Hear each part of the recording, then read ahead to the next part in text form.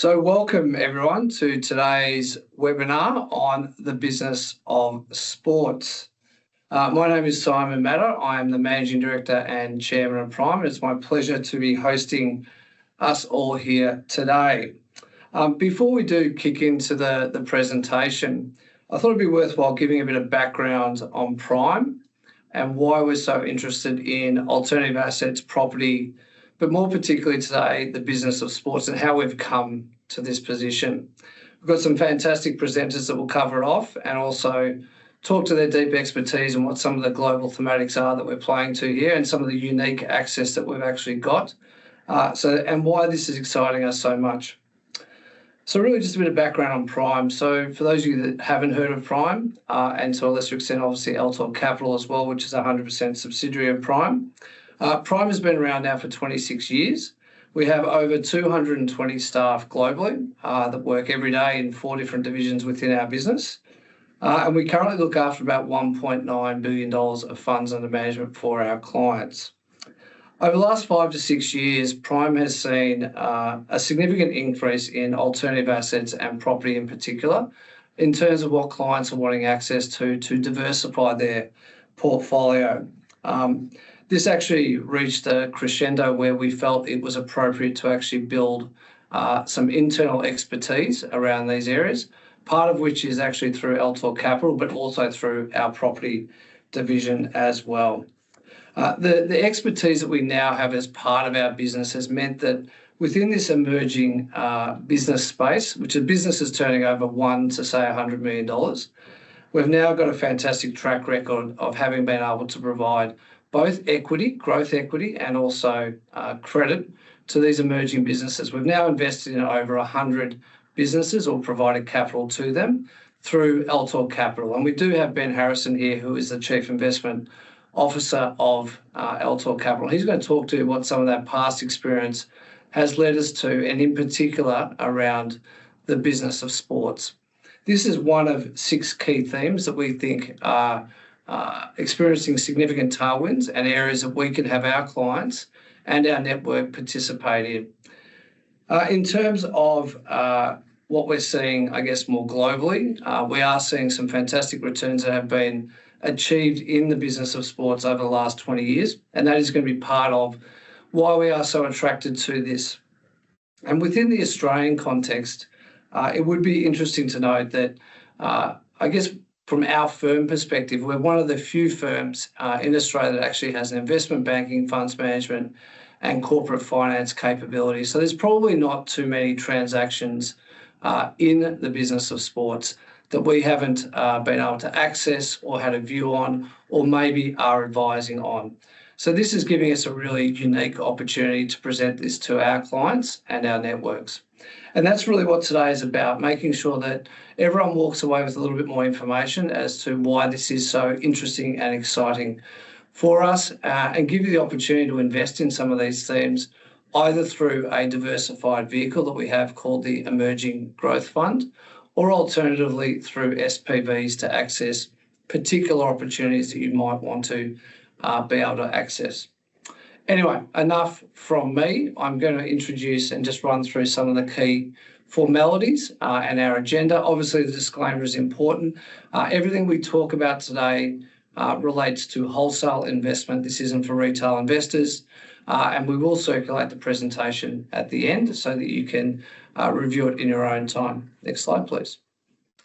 In terms of our speakers, I have mentioned Ben Harrison. Ben is a very experienced operator, Chief Investment Officer for Altor Capital, as I said, our 100% alternative asset subsidiary.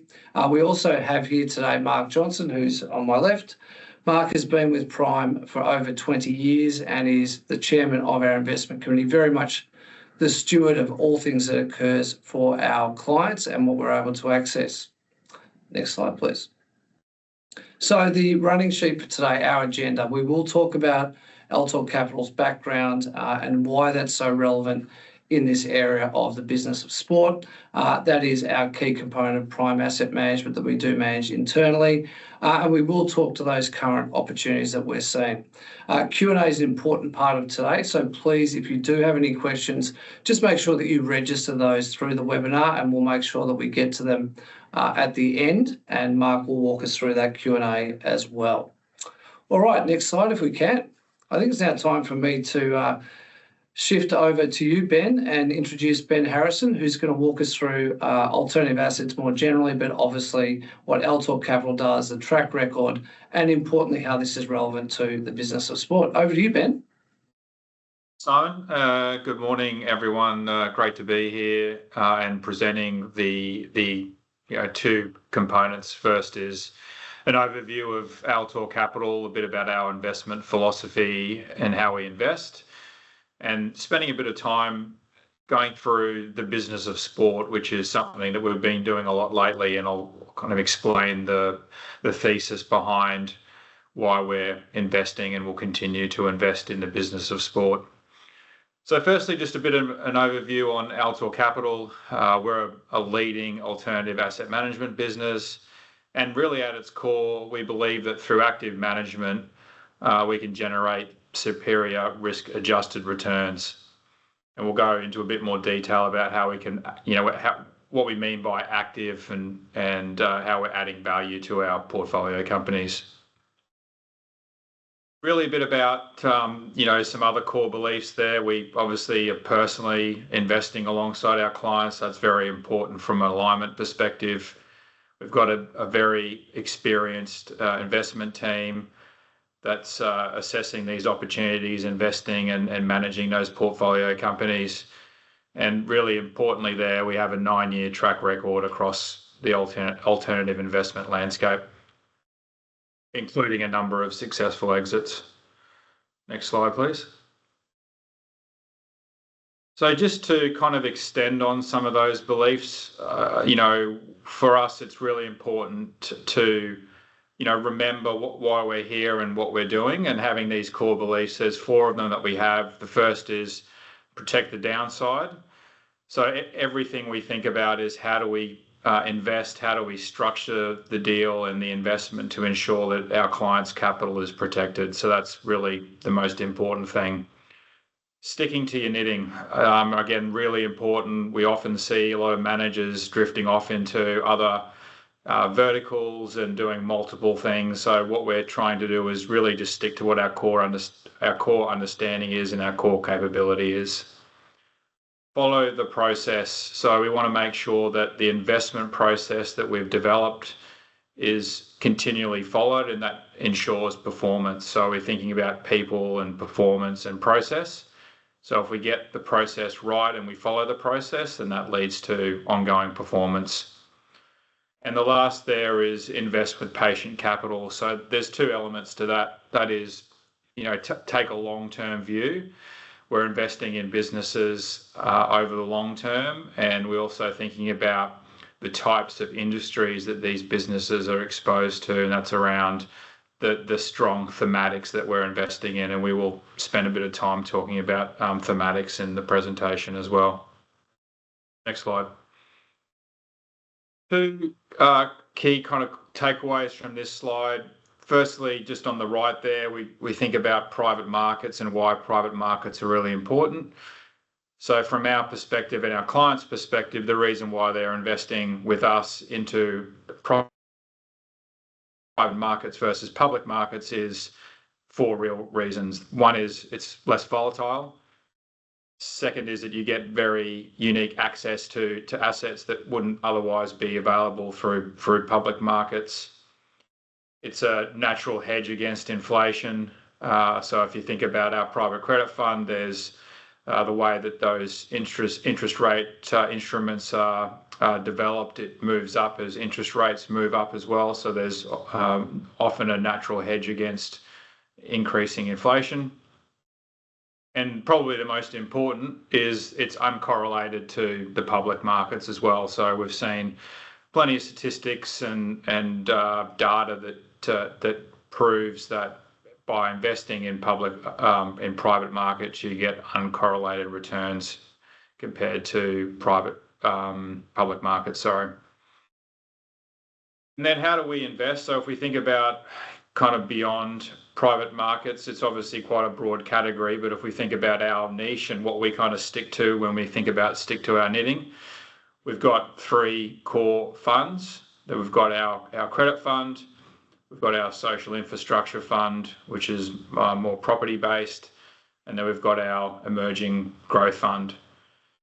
And what those, I guess, the two funds that focus on corporates and business, which is the credit fund and the equities fund, really allow us to provide, flexible growth funding for the types of businesses that we see as part of our investment mandate. And last, which is again certainly not by least, is making more direct investments into sports and entertainment opportunities. So where we've come from, I guess, is over the last 9 years is very macro driven. So we like healthcare and financial services, waste management, energy transition. They're the types of core thematics we're after. And in the last 12 months, we've added sports and entertainment into one of those key thematics. So we're now actively pursuing a number of sports investment opportunities, which we'll touch on in the following slides. Next slide, please. So the business of sport. So it's really important to emphasize that word business. These are businesses that we're investing in. What's been happening historically in the business of sport is it's been dominated by billionaires or ultra high net worths that have been buying these assets and these businesses on the basis of more a passion project. But in the last couple of years, we've seen, particularly in the US and Europe, we've seen professional investors and sophisticated investors start to enter the space, seeing an opportunity to buy into a very powerful brand and platform to be able to then scale the revenues and drive greater profitability. And as Simon sort of touched on before, if you kind of think about that in the Australian context, there's no one from an institutional investment perspective that's really been able to or has invested in this sector in Australia, and we think there's an amazing opportunity to be a first mover with the access to deal flow, with the expertise that we have within Altor in terms of investing and managing these businesses, to then invest and be prepared for when that international capital comes into Australia, which we're starting to see already. But there's really a great time and a great first mover advantage that we have at the moment. Next slide. So we think about the strategy that we have with sports more generally. To kind of think about our core proposition. We are building a diversified, high conviction portfolio of sports related businesses. So we're targeting businesses that look at team ownership, looking at league ownership, as well as looking at the picks and shovels. So picks and shovels is a term we use for those types of businesses that are really enabling revenue growth and driving efficiencies within those other team businesses or league businesses.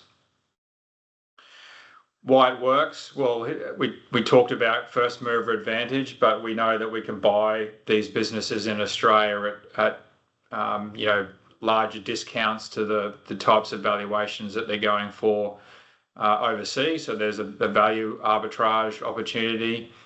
But also we know that these businesses have got very strong revenue growth opportunities as well. So we're investing in these businesses where we have identified revenue growth. So we can also come in, get involved in these businesses and help drive that revenue at the same time. There's very strong structural tailwinds in sports. I think one thing that we always talk about within Altor is getting more exposure to things like Healthcare.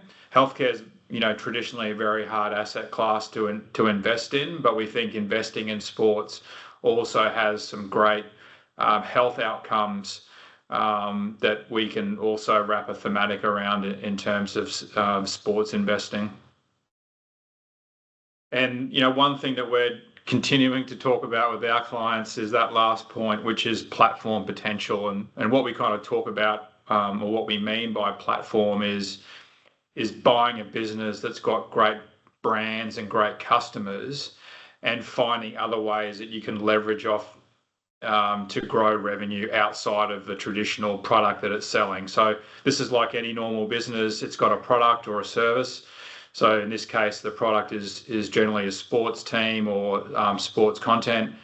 So how can we then use that fantastic brand, the monopoly that it might have in a particular region, to then grow through additional revenue drivers? And that's how we think about these assets and these businesses, is what's the platform available for growth?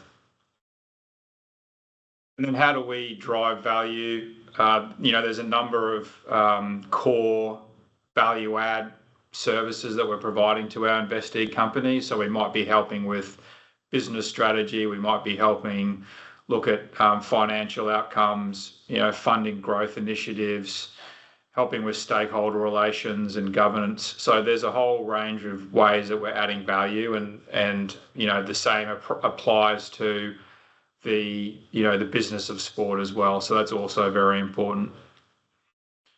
Next slide, please.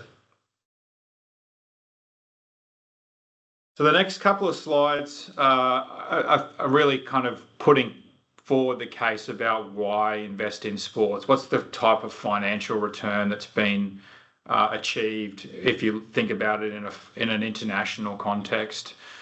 So on this chart here, which is really where I want everyone to focus, is on an index that is published by a very basically one of the leading sports investors called Arctos. They publish financial returns. So you can see here, on the basis of the Arctos Sports Franchise Index, the returns that have been generated through investing in sports has far outweighed the S&P 500. So there's amazing potential to earn outsized returns by investing in the business of sport, which has been clearly demonstrated over almost a 15-year period in this index. And then on the right-hand side, we've just given some anecdotal valuations that have been achieved, again, for North American or US-based assets. The most recent one, which obviously had a lot of public attention, was the Boston Celtics acquisition. So the Boston Celtics is an NBA team, so it's a basketball team.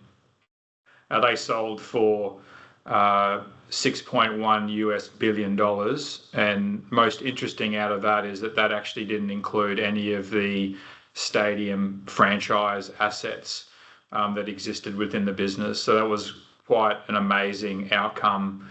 The amount of demand for clients and investors in that transaction was also very significant. So they actually had to scale back investors because of the interest was so high. Next slide, please. So again, a little bit more detail here, but it's showing the types of returns that are generated in the major four leagues in the US as well. Again, compared to the S&P 500. So this is probably a little bit more granular detail, but again, basketball is really the leading driver of historical returns in sports. Followed by the NFL, which is the football, the hockey and ice hockey, and baseball. Next slide. Just I guess a bit of a case study here that's worth talking about, and it's probably really important because this has kind of led a lot of the value growth in sporting teams globally, and it's media rights. So we've given an example here on the Formula One, which is kind of I guess the preeminent leading motorsports category globally.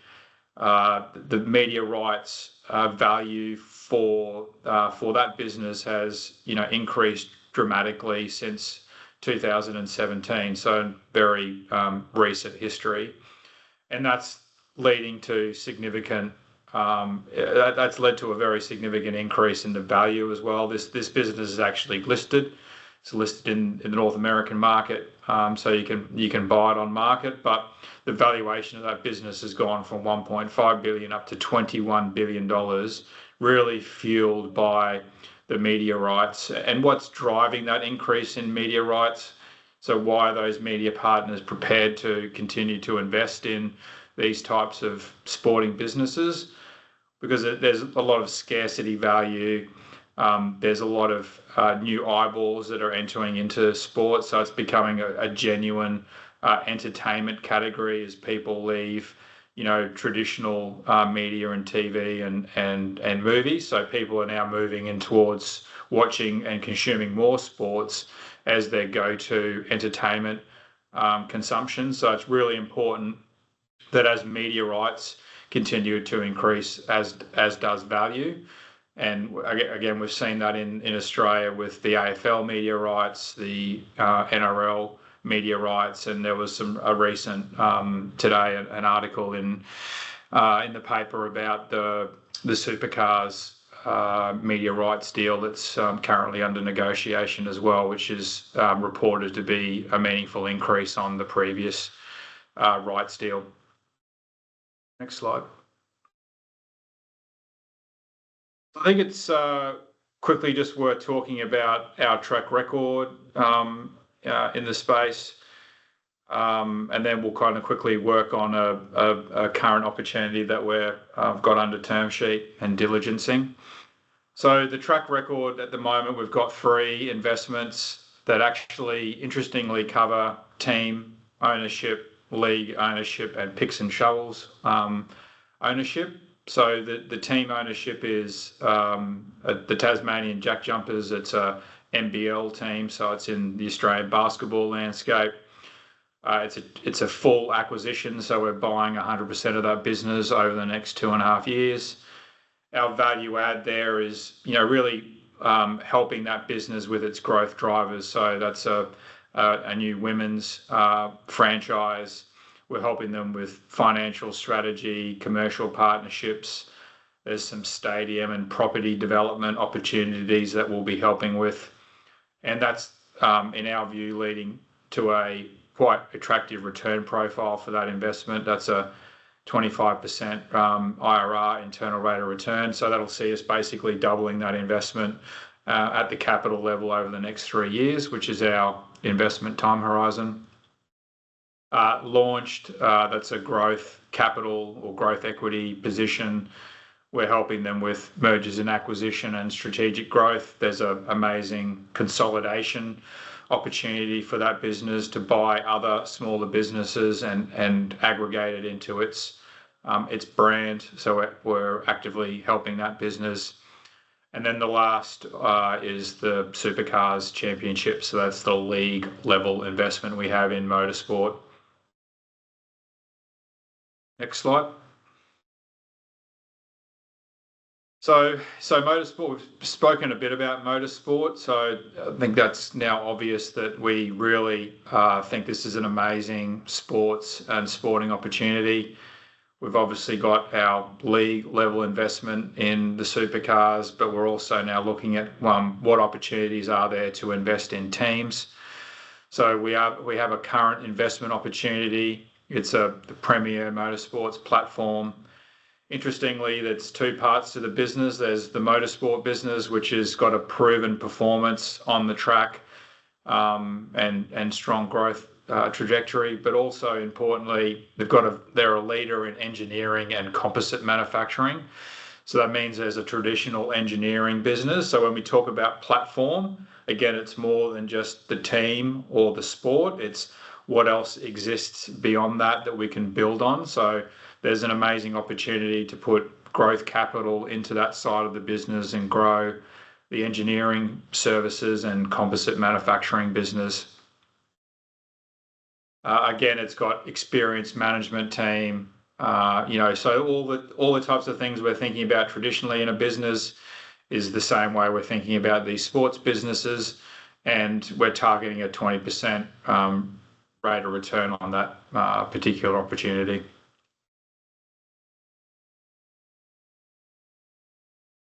I think that's probably it from me, and I'll hand over to Mark. Thanks, Ben. It's good to get those insights into sports and into the fund. And, when we're looking at the fund, the Emerging Growth Fund, sort of got a bit of a profile there of the target returns, that 15% per annum. And obviously looking to raise this fund to be a substantial size of, around that 250 million. And if you think about the fund and where it sits in a portfolio, it's in that alternative space. And increasingly, at Prime, particularly, it's been over the last 5 or 7 years, we've been advocating for clients to have a greater asset allocation towards alternatives. So we're sort of comfortable with that allocation being sort of 15 to 20%. And sports and what this fund involves is certainly fits into that category.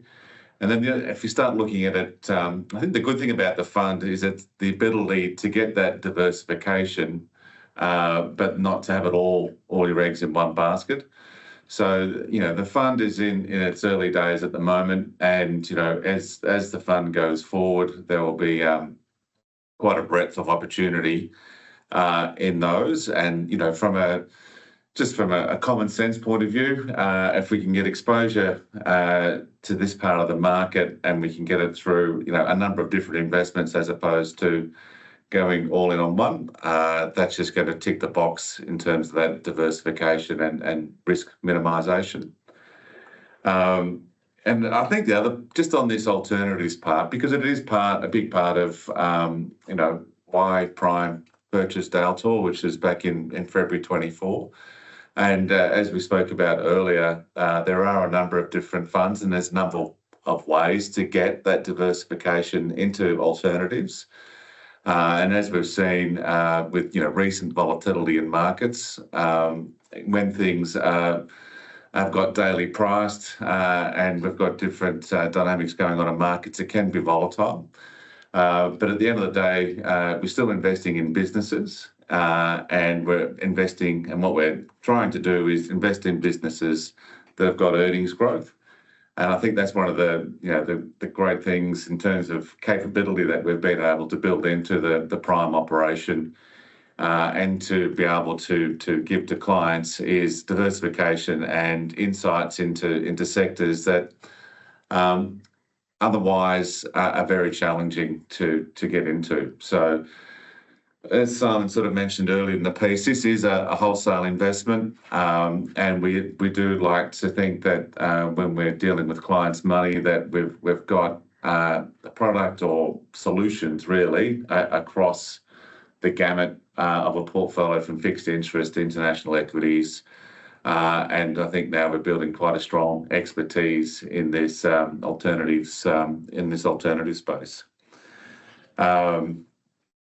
The other aspect that I think that's a little bit different and unique to Altor is just the fact that Ben and the team do roll up their sleeves, do get their hands dirty, and really get involved with these businesses in terms of, it's one thing to be a minority shareholder in a business, whether that's a listed business or not, but to be a stakeholder that other investors look to for leadership in terms of how to drive value and deliver on that earnings is a real key to Altor and how we can get into different investments. So with that, I think we've probably rounded out. Ben, thanks for the presentation and the effort to explain what the fund's about and what the opportunities are at the moment. Of course, having said all that, if people do feel the need to be involved in these things directly, that's an option from our position. keen to advocate diversification and investing across a range of different funds. But from there, I think we wanted to open it up to Q&A,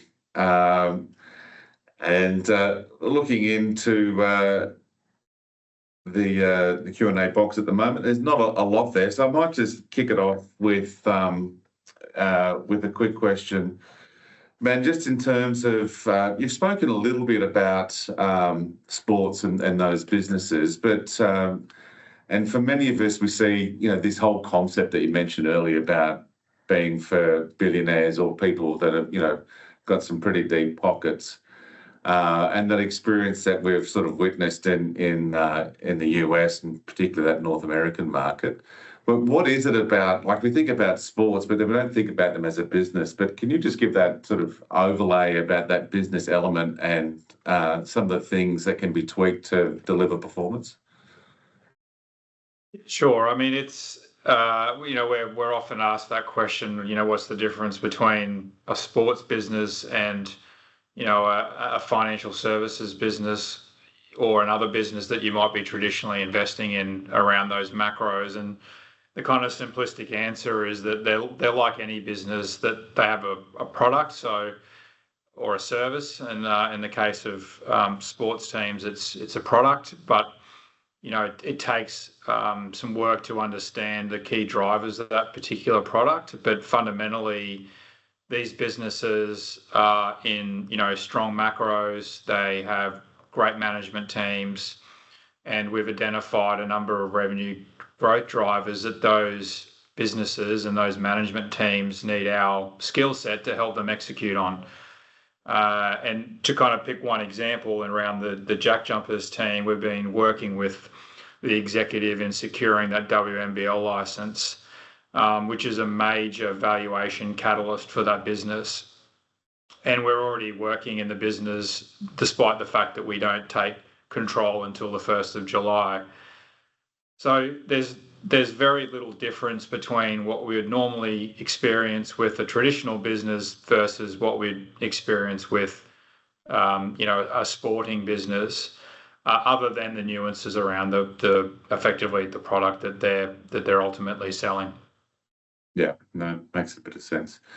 And then if we were just to, we've talked about the fund, and if we were to sort of fast forward 12 months or so, can you give us a feel for some of the things that are in the pipeline in terms of the types and the industries that the fund would be investing in, and then to where it's relevant, how you get that exposure? Is it always through equity? Is there notes or debt that you get involved in? Just a bit of colour on that. Sure. So historically, we've invested in that fund around financial services. We had a HR platform in there that we sold recently. We've got defence industry, we've got engineering services. So again, they're kind of really core to those thematics. We've launched, which is the business that we referred to earlier, is in the portfolio. That's the sports picks and shovels business. So I think as we kind of cast our mind forward in terms of those industries and those thematics that we want to get more exposure to, obviously sports is part of that. Healthcare is part of that.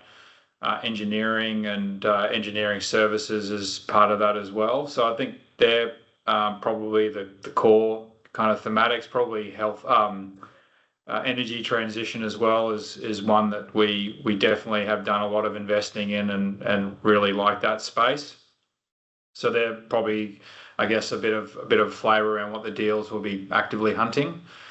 In terms of the way we invest, we've got some capability to invest in either equity or shares in those businesses, or kind of have a hybrid between shares and loans, and we'll call them convertible notes. So we call them quasi equity. So they always end up being shares, but we can actually create some defensive elements by holding them as convertible notes.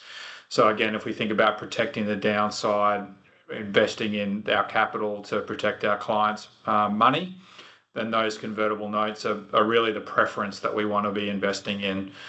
So it's got the equity kind of attributes, but it's also got the downside protection that would otherwise be in a traditional loan structure. Yeah. And we were talking earlier, and then just for those that are interested in this type of thing, in terms of sort of setting the framework for expectations around time or tenure of the investment, it's sort of that 3 to 5 years will give these businesses the opportunity to have that earnings growth, and then potentially have a catalyst where the portfolio might be turned over and there'll be exits. As you've already mentioned, has happened in the portfolio already.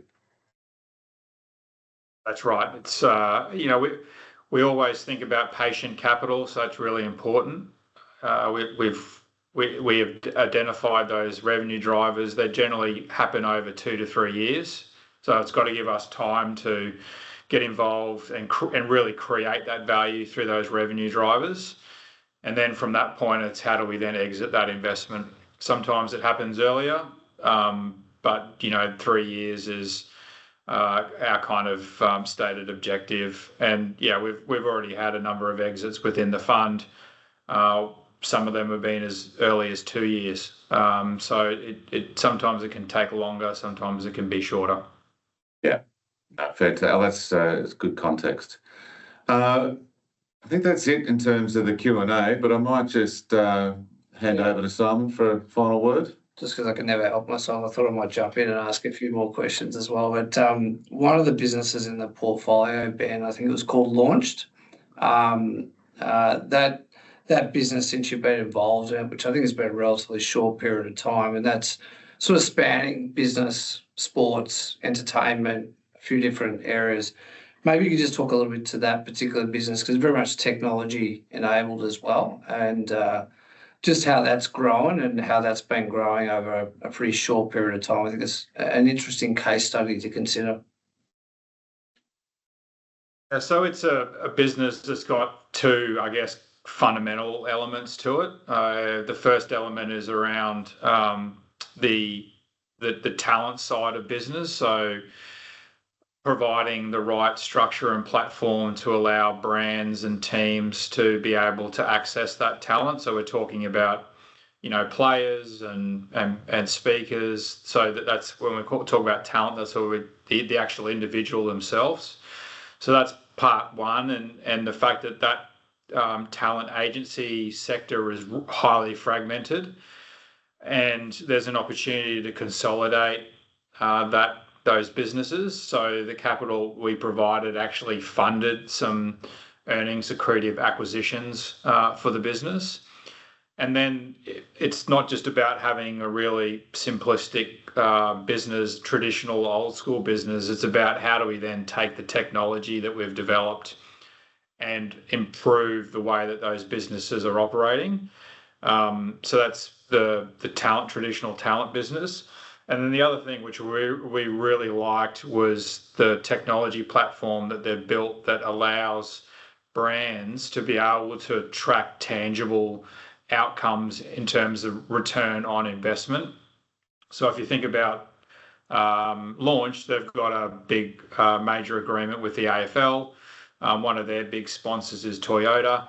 So their platform actually provides real data and meaningful insights to Toyota to allow them to get a lot more insights about when they spend $1, what sort of return are they getting on that dollar. So the accountability and transparency that their platform provides. So that's something that we think has got some defensive properties as well. So as brands are looking to get more out of teams and leagues when they sponsor them, that allows them to continue to, invest in the platform to get that outcome for those, those brands. So that it's two parts to the business, but yeah, it's very much a technology-led talent business is the best way of explaining it.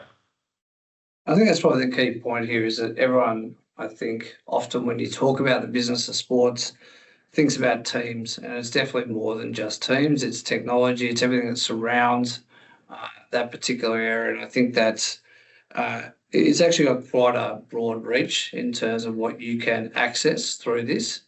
But I think the thing that we always come back to is just how much Australians love sport and how investable this is. And there's a lot of talk about eyeballs, and that's reflected in media rights and various other things. But I think as a general thematic, if we all take a step back, there's not many of us that don't watch some form of sport at some point during the course of uh, a week or a day or whatever it might be.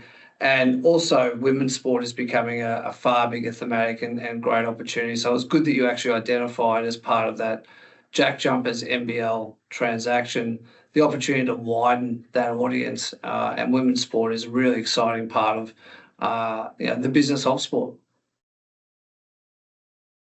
Great. Yeah. So I think unless there's any other questions, we can probably call time. Probably the first time I've ever run a meeting that's actually finished on time, which is great. So thank you everyone who has contributed to today. Thank you, Ben. Thank you, Mark. And Connor, who you can't see, who's in the background, that's assisted us to get this all together. In terms of a call to action, what I'd suggest is if you do have an interest in it, if you have an advisor here at Prime, speak to your advisor at Prime. But clearly this recording will be published more broadly. So any inquiries that there are, you can go directly to Ben at Altor Capital, or in fact to Connor as well. But we'll provide those details as part of sending this presentation out. Thank you again to everyone who has attended. We really enjoy this particular space. And I think you're going to hear a lot more from us in this exciting area. Have a wonderful day. And again, thank you for your attendance. Thank you.